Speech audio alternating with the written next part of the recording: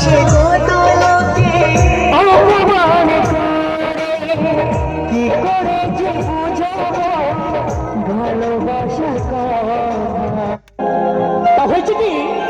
একটা ছেলে একটা মেয়েকে খুব ভালোবাসতো জানেন তো একটা ছেলে একটা মেয়েকে খুব ভালোবাসতো তাকে ভালোবাসার পরে সেই মেয়েটি বলছে জানেন তো সেই মেয়েটি ছেলেটিকে বলছে চলো আমরা তো কয়েকদিন বাদ দিয়ে বিয়ে করবো তা হয়েছে কি একটা ছেলে একটা মেয়েকে খুব ভালোবাসতো জানেন তো একটা ছেলে একটা মেয়েকে খুব ভালোবাসতো তাকে ভালোবাসার পরে সেই মেয়েটি কি বলছে জানেন তো সেই মেয়েটি ছেলেটিকে বলছে যে ও আমরা তো কয়েকদিন বাদ দিয়ে বিয়ে করবো তা তুমি এক কাজ করো তুমি বিদেশে কাজে যাও সেখান থেকে গিয়ে কিছু টাকা পয়সা ইনকাম করে নিয়ে এসো সেই টাকা দিয়ে আমরা বড় করে ধুমধাম করে বিয়ে করব আর সেই দাদা ভাই করে থেকে বিদেশে কাজে চলে গেছে সেখানে দিনের পর দিন কাজ করে আর এদিকে বাড়িতে বসে বসে দিদি ভাই অন্য ছেলের সাথে ডেটিং করে মানে অন্য ছেলেকে ফোন করে ছেলেটা যখন ফোন করে গো প্রিয়া তুমি কার সাথে এত ব্যস্ত আছো বলছে আমার মামা ফোন করেছিল হ্যাঁ দুটো লাইন ওর ঠিক বলে মা ধরে ফেলেছে কিছু করার নেই তা ছেলেটি যখন আবার ফোন করে ওগো তুমি কার সাথে এত ব্যস্ত থাকো আমার দাদা ফোন করেছিল ওর যে কোন দাদা ফোন করেছিল ওই জানে তা সেই ছেলে মেয়েটির বাবা একটা সরকারি চাকরিওয়ালা ছেলে দেখে মেয়েটির বিয়ে দিয়ে দেয় তা সেই ছেলেটি বিদেশ থেকে হঠাৎ করে বাড়ি ফিরে এসে দেখছে মেয়েটির বিয়ে হয়ে যাচ্ছে তা ছেলেটি বলছে প্রিয়া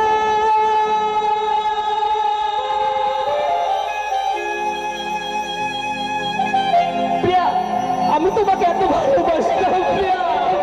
আমি তোমাকে এত ভালোবাসতাম তুমি আমাকে ফাঁকি দিয়ে তুমি অন্যজনকে বিয়ে করে ফেললে আমি তোমাকে নাই বা পেলাম কাছে কিন্তু আমি তো তোমাকে একদিনে ভালোবেসেছিলাম তুমি চলে যাও প্রিয়া তোমার ভালোবাসা আমার কাছে রয়ে গেল আর আমার ভালোবাসা তোমার কাছে রয়ে গেল আজকে আমি সরকারি চাকরিটা করতে পারিনি বলে তোমার বাবা আমাকে মানুষ মনে করলো না তাই না ভালোবাসা কোনোদিন মরে না ভালোবাসা বেঁচেই থাকে সেই ছেলেটি ওই যেদিন মেয়েদের বিয়ে হয়ে যাচ্ছে সেই কিছু করার নেই ছিল মানে ঘন্টার আর 3 নম্বর আর ওই বিয়ের বাড়িটা আমার বুকের উপর দিয়ে চলে যাও এসে শুয়ে পড়ে ওই বরযাত্রী লোক পাটা টানতে টানতে ধরে সাইড করে দেয় তাই ছেলেটি গানের ভাষায় কি বলছে শোনো